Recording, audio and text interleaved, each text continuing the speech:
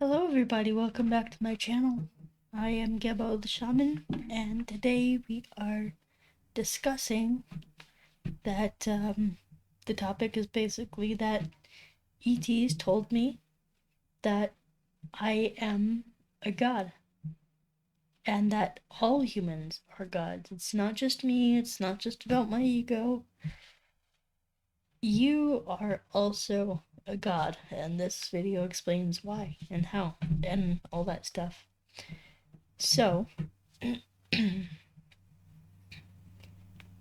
let's talk about, when I communicate with my ET light being guides and friends and partners, right?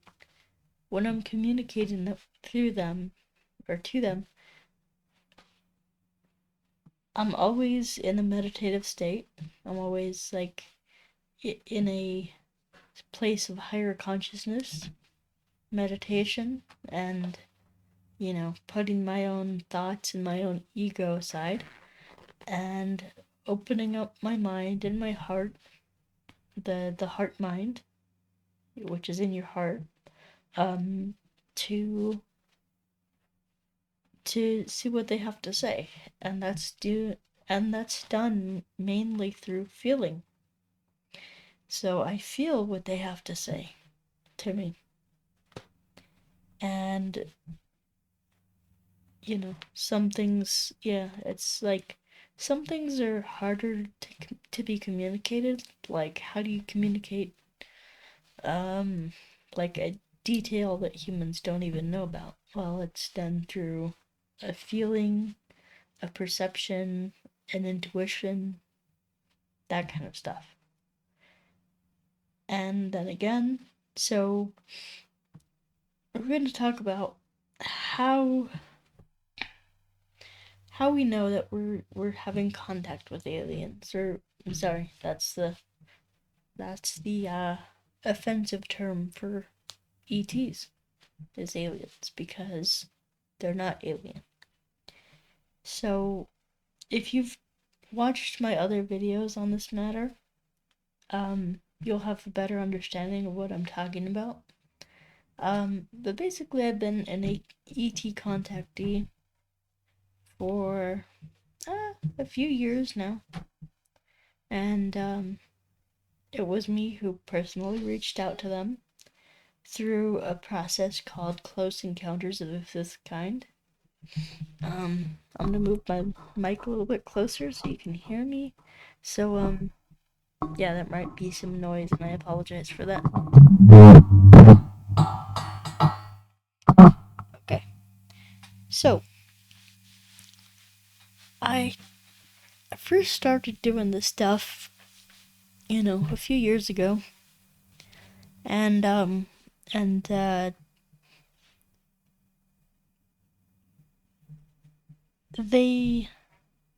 so what you have to understand is each person's individual experience with ETs is going to be drastically varied, because the ETs will communicate with you in a way that you can understand, and a way that is good for your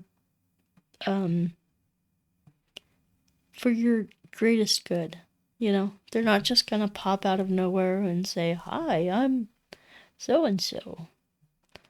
No, they might be very subtle at first, which is what they did with me. They showed up very subtly in my meditations, and then once I focused on their presence, I was able to make contact. I was able to communicate with them more efficiently when I, just tuned into that higher field of consciousness. So if you're new to the subject and you don't know what I'm talking about, I would encourage you to go to Stephen Greer's channel, Dr. Stephen M. Greer, on YouTube, and just watch his stuff. Watch all the extensive stuff that he offers, and I know that I also have read through his briefing documents and things like that. So documents where you can understand where you can understand more about this topic, more about UFOs. They're not just shining lights in the sky. They're not just, foreign, unidentified objects. They're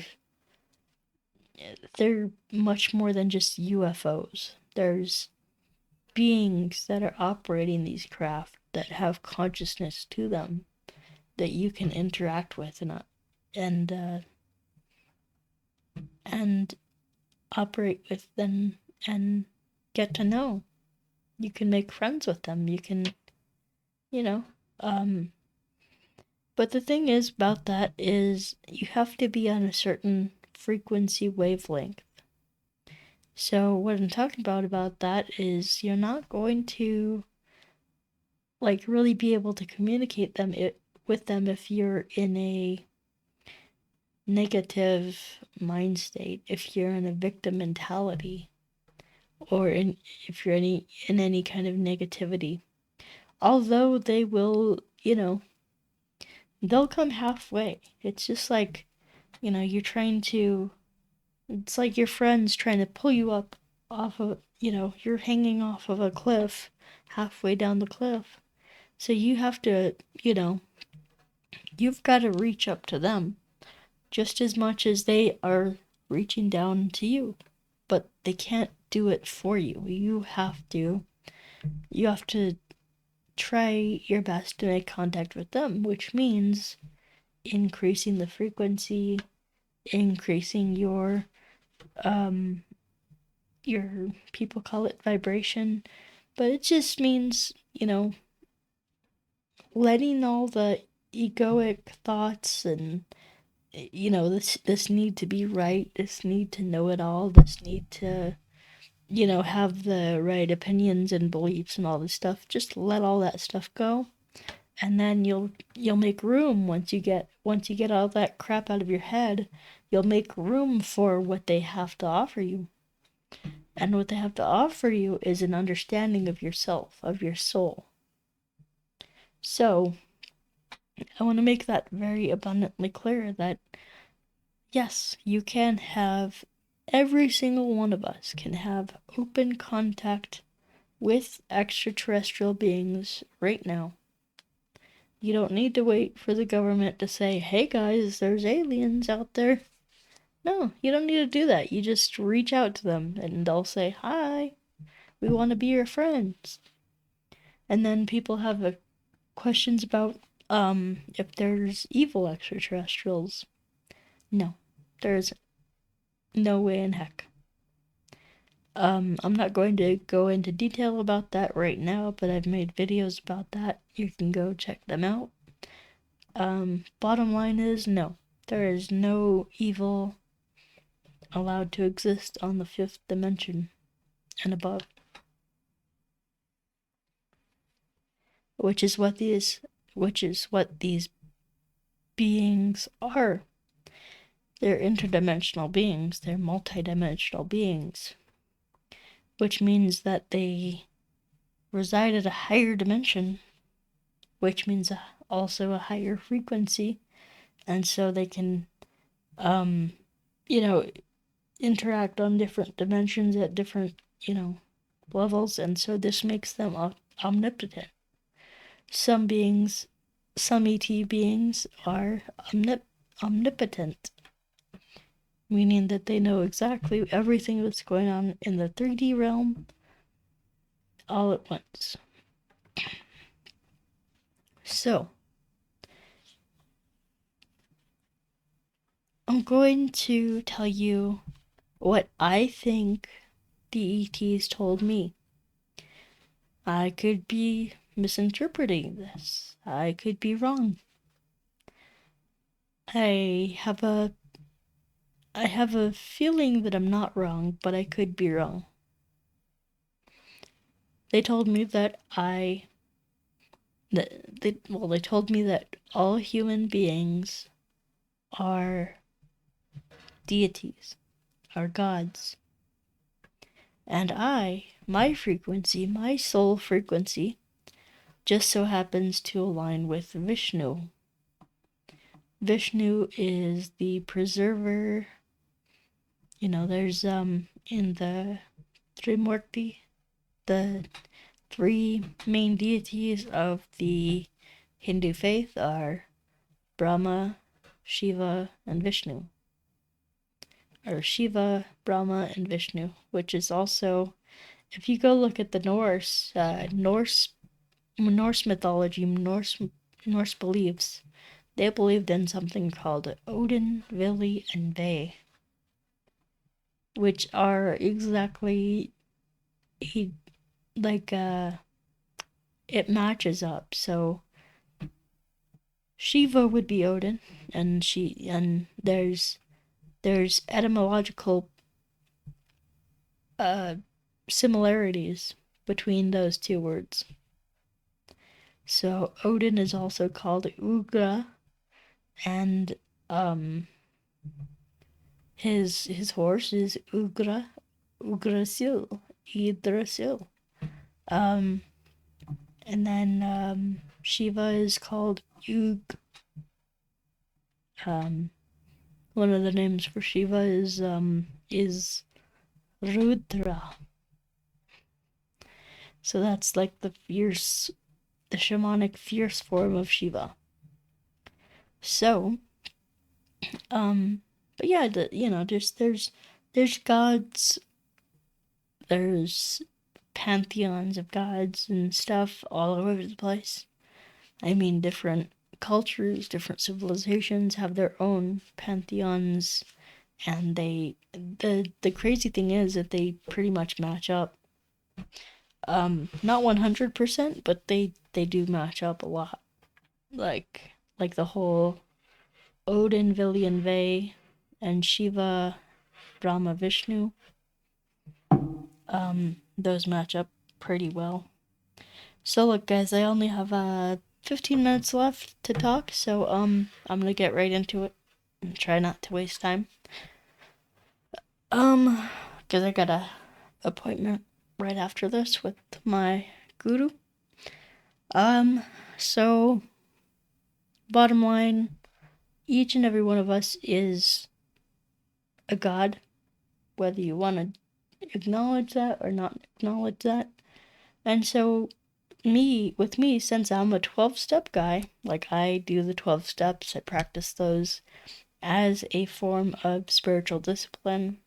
I do, I've gone and done all the 12 steps of certain programs, but the thing about the 12 steps, like, you hear about Alcoholics Anonymous or this program or that program, each and every one of them are spiritual programs. So I want you to, I'll just tell you about my experience with this. I was praying in steps 6 and 7. So step 7 is basically we humbly asked our higher power to remove all of our shortcomings, all of our defects of character, and things like that. Step 6 is we were entirely ready to have God remove all these defects of character. Or instead of God, I know people have a problem with God. We could substitute our higher power. And so, the other night, I was thinking, well, I know my soul is connected to Vishnu. I know, like I've been called literally the avatar of Vishnu. The another thing they told me isn't like I'm an avatar of Buddha. What is his name? Gautama Buddha, something like that. And then so I was like meditating on all these things, and I'm like, okay, what do I do with that? Like, what? Like, I'm just this stupid human. Like, But am I, I don't know how to like integrate all that stuff that I'm being told that I'm this powerful God, the all powerful creator of the universe. I'm like, I don't know what to do with that. But thankfully, um, I I was meditating with that, and then when I played the specific mantra, like it's like the oldest mantra for Vishnu out of one verse of the Rig Veda.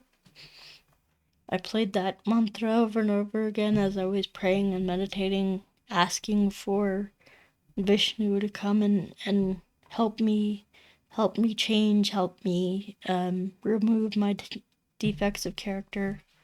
And then all of a sudden I felt this amazing energy in my heart center, and then it was just like it like got really intense really quick. And then I noticed my ET friends were there clapping. They're like, "Yeah, you're doing it. Good job. You're going. All right." And then the next day I felt like a new person. I felt like, like a weight had been lifted off me. And so I want to encourage you guys, being told, like, I can tell you that you're a deity and I can spiritualize it and all that stuff, but really what the bottom line is your deity self is there in order to help you remove all of the karma, all of the impurities, all of the unconsciousness, all of the negativity from you, and to literally ascend you, as like this.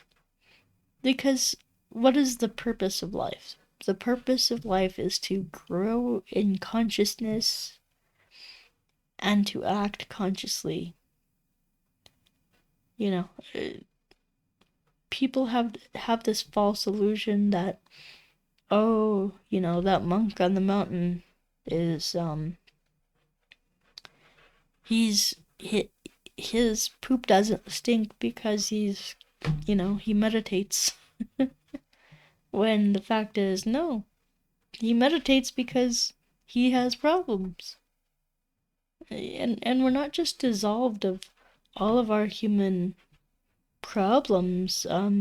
We don't, the I think people run away from their emotions and their bad feelings, and they tend to spiritualize that. But really, it's you're supposed to have all your feelings and all your negative feelings, all that stuff, and then you're supposed to do what's called acting consciously. So, man, I really want to go punch that guy in the face. I'm so pissed with him. Oh no, and then the conscious part, kicks in. Oh well, no, I better not do that because I'm gonna land myself in jail. Instead, I should probably just go cool off, and then I'm gonna, instead of getting angry at someone, I'm gonna go do something nice for someone. That's basically the gist of that. So, you know, as so, my main point here that I want to get across is you are a deity. You as a human, you could be a screw up, you could be a drug addict, you could be an a-hole, you could be, such a screw up in life, the druggie in the alley that's, pissing and crapping all over himself. That guy is a god. He is a human avatar of a higher dimensional god. So each and every one of us has that.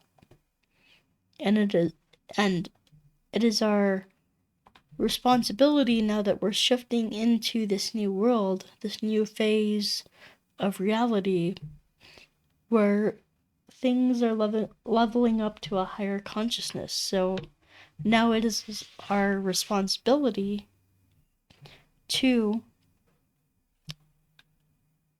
become more conscious and to remove all of our negativity.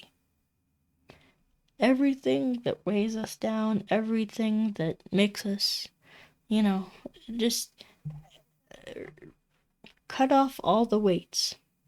Everything that is holding you down, everything, this includes changing assumptions, this includes changing beliefs and behaviors. So actions, assumptions, and beliefs. I want you to examine your actions, your assumptions, and your beliefs. And then you can do what I did. When you identify those negativities in those things, you can go, and this is for everybody, not just those working the 12 steps, but, we have, so I want to read to you. Step 3, made a decision to turn our will and lives over to the care of our higher God self, as we understood, whatever that is, And then step 6, we're entirely ready to have God remove all these defects of character. So this is our higher self. We're asking our higher self to cleanse us and remove us of all of our crap, all of our negativity, all of the defects of character, the ways, the negative ways in which we interact with people, the way that we behave, the way, all of these things that we unconsciously do to hurt people. It's gotta go. So the way that we do that is we ask our higher self, our God self, please cleanse me of this. And when we do that, we're taking one step closer to that God self. It's one step less. It's one step away from the human ego, and it's one step closer to the higher divinity. All right? And then, I only got a couple minutes left, so I want to share with you the prayers too. So step 7 is humbly ask our higher self, our higher power, to remove all of our shortcomings. And then these prayers are pretty beautiful. So, in fact, let me see if I can put this on the screen real quick.